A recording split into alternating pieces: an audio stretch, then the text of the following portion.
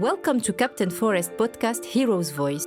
Captain Forest is an international movement for a plastic-free, waste-free and permaculture world.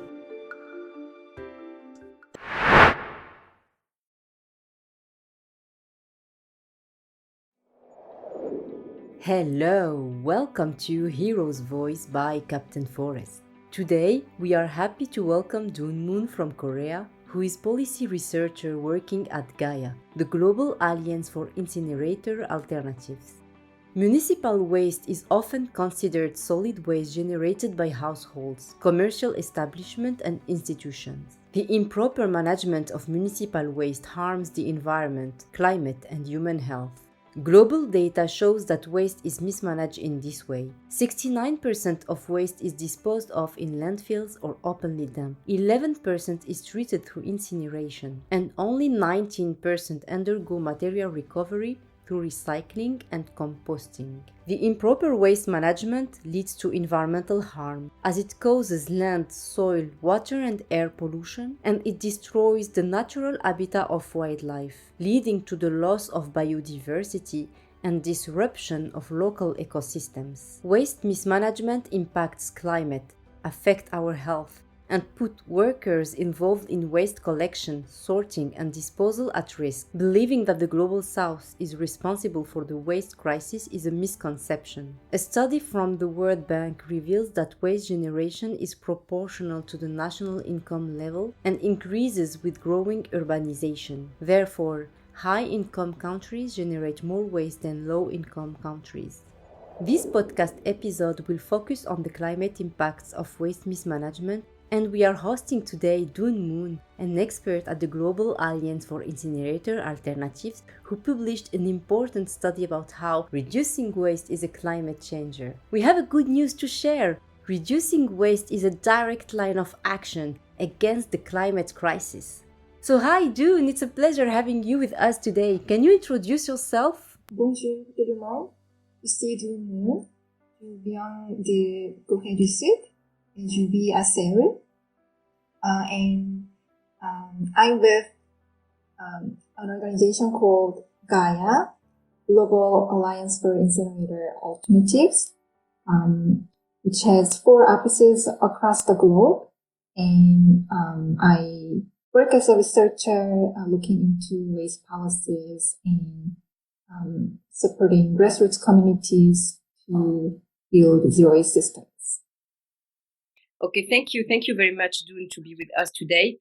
It's very meaningful to be able for us to interview someone like you from GAIA organization, which is very impactful, and thank you for all the work you do.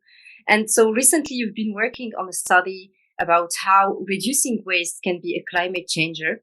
So if I understand well, your study focuses only on municipal waste and more specifically on plastic and organic waste.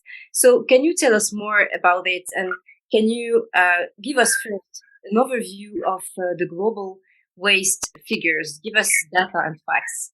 Sure. So first about the global waste generation. So I don't think there's a reliable data point because it varies a lot by country and by cities and different locations. But what we know is that waste generation is going up, and it is expected to grow by 70% by 2050, according to a data point by World Bank. Not a big portion of waste generated is being recycled or composted.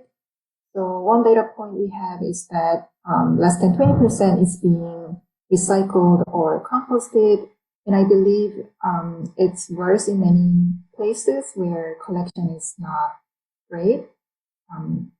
So you can imagine that a lot of waste is being landfilled and ending up in incinerators and other toxic polluting facilities all around the world.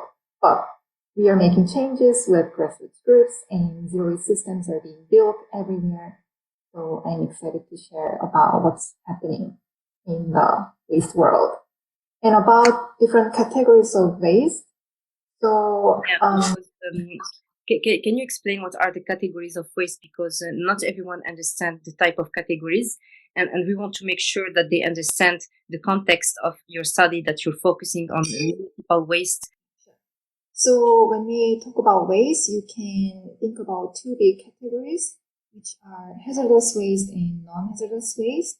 And hazardous waste is like radioactive waste or industrial waste, like batteries and medical waste that need special treatment. So when we talk about municipal solid waste, that belongs to the category of non-hazardous waste. And you can just think about the everyday items that people throw away, like single-use cups, takeout containers, food waste, paper, cardboard boxes, and just the items that we often see in our everyday life. So the scope of my research is often municipal solid waste, not broader than that, but I hope we could broaden our scope of work areas. If we understand well, there are two categories, main categories, hazardous waste and non-hazardous waste. In the hazardous waste, you have the radioactive and the industrial waste. And in the non-hazardous waste, you have the municipal waste and other type of waste. In the municipal waste, you have organic waste, packaging waste, and other materials like glass, plastic, and metals. Am I right? Yes, correct. Okay, perfect. So can you explain why plastic and organic waste are so problematic for municipality to manage them? Similar and different reasons. So for plastic, I think the problem is that there's so much of plastic being generated and used and being disposed of. And it's overwhelming for cities to manage the collection and recycling, especially because of the low recyclability of plastic as a material. There are too many different types of resins that require separate collection and treatment. And also, oftentimes, plastic comes in multi-layered items and packaging. And post-consumer, contaminated plastic is harder to recycle. So, of all plastic that has ever been made, only 9% has been recycled, a study revealed. So you can see the challenges in recovering plastic. So that's a struggle for cities. And for organic waste, I think setting up the infrastructure for separate waste collection for food waste is challenging for many cities. But once we get there, after the separation of food waste, the waste diversion rate can dramatically increase. And when we put organic waste into landfills, that's a climate disaster because of the methane emissions caused by the rotting food waste in the soil. So cities do need to tackle this issue to be able to tackle climate crisis. Can you explain to us why waste mismanagement contributes to the environmental crisis and to the climate crisis? So I think before we focus on waste management, I think we need to look into the production and even the extraction phase of things. So for example, for plastic, when we create plastic, it creates so much pollution already at that point. Through cracking and cracking, be able to manufacture plastic, it's already a lot of toxic emissions and also climate emissions being generated. And also, after using plastic, by managing or treating the used plastic in different waste management facilities, we can also create pollution. So when you put plastic into an incinerator, it's gonna treat the plastic with high heat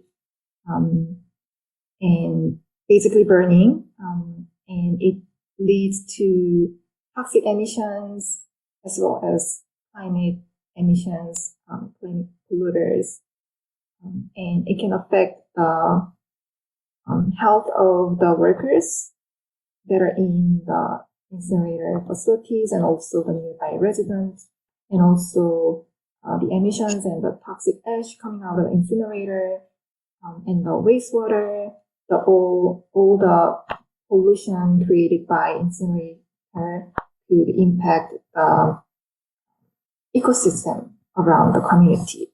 So in that sense, it has the health impact, adverse health impacts to the community and beyond from the point of production, point of extraction and production. So I want to point that out for health impacts. And on mismanagement, we often say that for waste littering, like just throwing away waste without proper collection. But I think the real problem is how we treat waste in polluting facilities, mass burners, waste incinerators. If you take mixed solid waste into those facilities, you are converting waste into a different type of pollution, air emissions, wastewater, ash. So we need to think about that. So it comes with health impact implications. And sometimes I think for the incineration, they convert waste into energy, including when they burn plastic. Can you explain this practice? It's called, I think, energy recovery. I'm right? Right. Yeah. So it has many different names. It's called waste to energy, energy from waste. What else? It can be called refuse derived fuel, and co-incineration in cement kilns. It has many different names. But even with the energy generation happening in the facility, you need a lot of external energy to be able to run the facility, usually 24/7. So when you burn 1 ton of plastic in those facilities, you generate 1.43 tons of greenhouse gases. So in total, you're creating more greenhouse gases by trying to create energy by burning waste. Can you explain why energy recovery is not effective for a mitigation strategy? Yes, so energy recovery can refer to many different technologies like waste to energy incineration and so-called chemical recycling or plastic to fuel, which refer to pyrolysis and gasification, and also landfill gas recovery. Those are the main energy recovery technologies that are being used in the waste sector. And so about waste incineration, when you think about it, if you want to create energy, you have to have a material that is combustible, and that is often plastic. And what is plastic made of? It's 99% fossil fuels. So you're basically burning fossil fuel in the waste facilities, generating greenhouse gas emissions, right? So in that sense, it's a climate disaster. You're just turning waste into climate pollutants being released into the air. So that's why it's not a good solution for waste treatment, especially for plastic. And organic waste in incinerators doesn't really burn well because of its moisture content. So it's especially not a good option for many developing countries where the organic content is high in the waste composition. So basically, you're explaining that incineration or waste to energy solutions are not effective for environmental and climate mitigation. So what other solutions do you propose in order to manage waste? So that's one of the most frequently asked questions by municipalities. And we always direct the energy, the focus to waste hierarchy and how we should tackle waste generation at the source. So waste hierarchy is the system where you follow the most preferable options through the least preferable. So on the top, we have source reduction. So if you don't create so much plastic or other materials in the first place, you don't have to deal with managing the waste, dealing with the consequences, right? So source reduction is at the top. And after that, we'll try to reduce as much as possible and recover waste by recycling and composting. So in some cities, they have achieved over 80% diversion. So yeah, 80% or more waste is already being recovered through the zero waste system. So you're only dealing with the 20%. And at the moment, I am doing research on the residual waste. So residual waste is what's left after all the recovery processes. So there's landfilling and burning, and before we go there, there's also material recovery and biological treatment. So there are different ways to manage the residual waste before considering disposing of them in landfills and incinerators. Yeah, so the point is to direct our energy to the upstream stages of the material economy so that the municipalities don't need to struggle with so much waste. Okay. And also one point I want to make is that by creating, by relying on full solutions like waste incineration and pyrolysis, gasification, etc., we are creating a escape valve. So instead of trying to reduce at the source, because there's a way to treat waste, we will just keep generating waste at the current pace or even more. And that's not the approach that we are looking for. And there's a metaphor that I often use, which is having a room being flooded, and there's a tap that is running, right? And then people are trying to remove the water by using a spoon, like one by one, and it's too slow, right? So you have to close the tap first so that there's not much water from the beginning to clean up instead of focusing on the cleaning up part. Okay, so why is reducing waste a climate changer? I think this is the question you addressed in your study. And can you share with us your results? So we reduce waste. It has an impact on the environment more generally, but it also has an impact on climate. So if we reduce waste, it can be a climate changer. So share with us, please, some of the results of your study. So you're referring to our report that was released in October last year, entitled Zero Waste for Zero Emissions, How Reducing Waste is a Climate Changer. So the report has three main chapters: climate mitigation, climate adaptation, and co-benefits, additional benefits of going zero waste. And also it had 8 case studies from different cities. And what we found out by running a greenhouse gas calculator for 8 cities, we learned that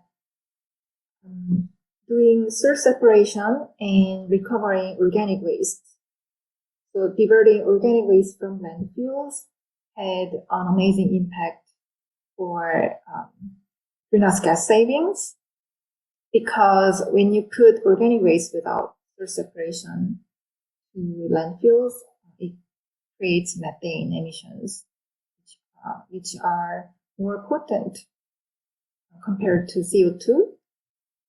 So using our data, we came up with a conclusion that more than 84% of greenhouse gases as emissions were able to avoid it by applying the measures like source separation and recycling and organic waste diversion. Okay. So that's, proper waste management can have a game-changing effect in climate mitigation measures. So, can you tell us what are the? You wanted to say something. I wanted to add more. So one chapter discussed climate adaptation benefits of going zero waste, and you can think about how some plastic packaging ends up blocking the drainage systems in many developing countries, causing more frequent and severe flooding events. Right? So by properly managing waste, you can also adapt to the climate change by managing the disaster risks. And also the containers in those drainage systems could attract disease vectors like mosquitoes and mice and things. So, separate collection and treatment could prevent those disease vectors and health impacts of. Do you know if we observe this? Do you know if we observe this more in developed or developing countries? Countries, yes. Developing countries. So it's a real vector of disease. You see that? You've seen.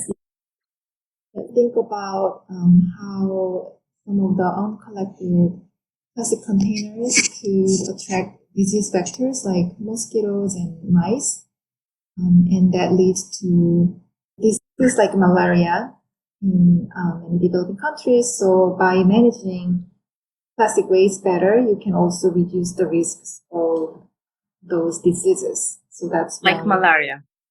Yes. They observe this? I don't think we have a study that looked into, like 30-year time frame of the disease prevention effect, but a lot of countries have actually implemented plastic bans and restrictions with the intention of reducing flooding and also those disease vectors. So there are studies connecting those issues, but I'm not sure if we have the study that shows, how it actually reduced the cases of malaria. Well, can you tell us what are the top 5 best cities in the world managing their waste? And I wanted to pick 5 cities all across the globe just to show you that it's happening everywhere. Good practices are found everywhere. So my favorite city in terms of good zero waste policy and programs would be San Francisco in the States, because the city has achieved over 80% waste diversion rate, and the city doesn't rely on incineration. It has very minimal incineration happening there. And in Asia, you can go to the Philippines to see how San Fernando was able to achieve dramatic growth in waste diversion rate by applying community-led collection systems.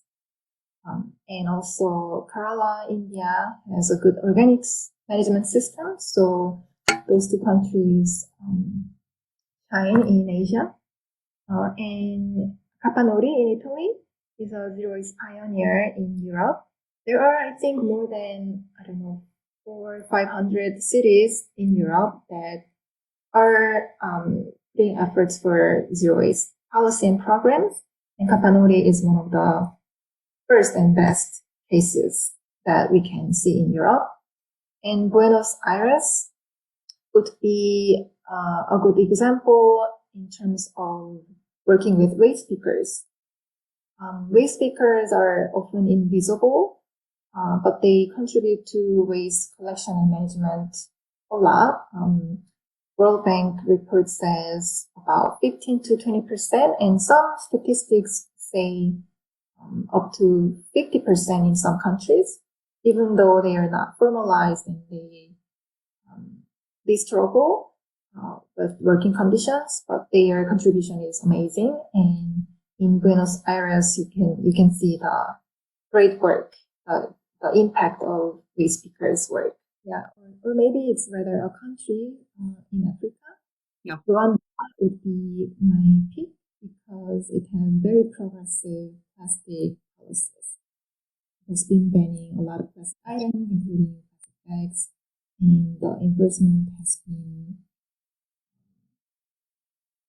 the municipality has been putting a lot of efforts for enforcement too. What can other cities do to improve their waste management? What actions can they take? So I think the context can vary a lot by different cities. They need to assess where they are with waste collection systems and recycling and composting infrastructure. And there are different guidelines that cities can use in Europe and in the US. And you can go through the guidelines for step-by-step instructions, where to start, what to do, how to learn from other cities. There are a lot of resources that I can share.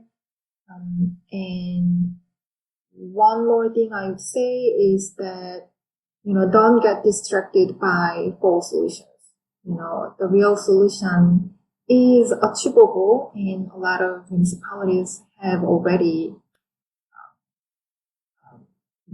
made progress with the approach.